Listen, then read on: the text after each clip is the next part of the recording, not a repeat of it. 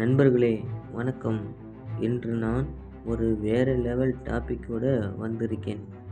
என்னை உண்மையிலேயே மோட்டிவேட் பண்ணுவது என்ன என்பதை கண்டுபிடிக்க ஒரு சவாலோட எடுத்துக்கிட்டேன்.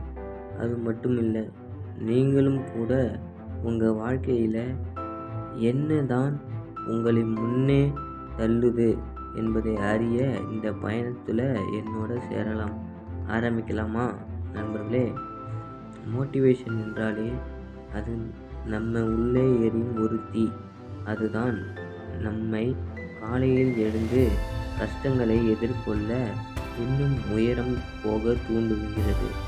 ஆனால் எல்லா நாளும் அந்த தீ ஒரே அளவு இருக்காது. சில சமயங்களில் நம்மை சோர்வடைகிற விஷயங்கள் வரும். சமூக ஊடகங்கள், முடிவில்லா மெயில்கள், தோல்வி பயம், அதோட சில சமயம் நாமாலே முடியாதுன்னு சொல்கிற அளவுக்கு உள்ள பெரிய எதிரி இருக்காங்க.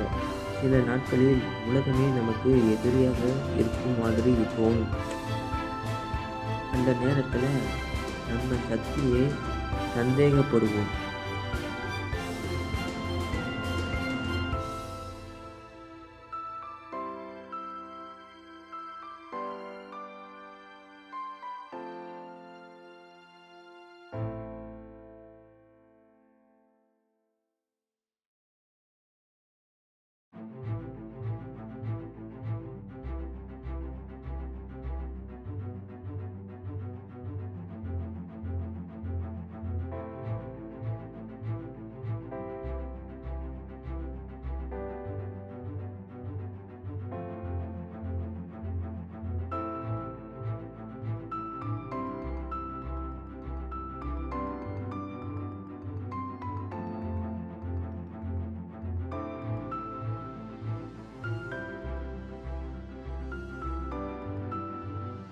இது போதுமா?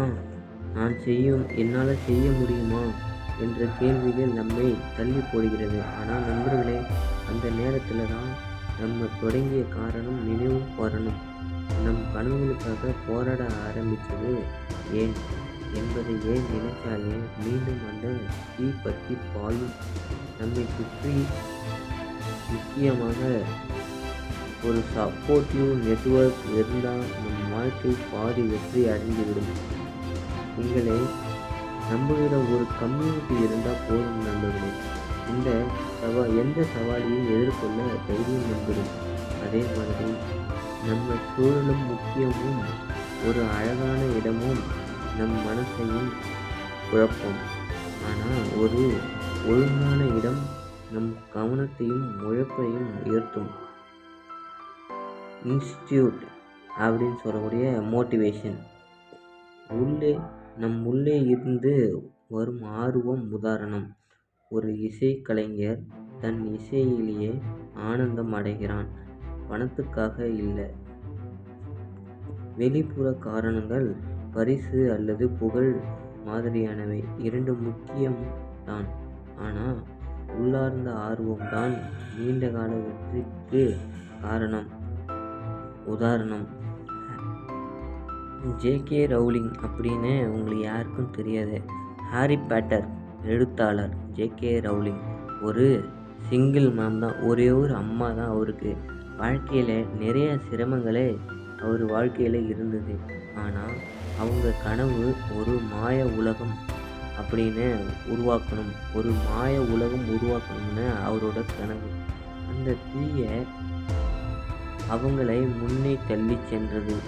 அவங்க கதை நமக்கு என்ன சொல்லுது என்றால், உள்ளார்ந்த நோக்கம் இருந்தால் எந்த சவாலையும் கடக்கலாம் அப்படின்னு சொல்கிறது.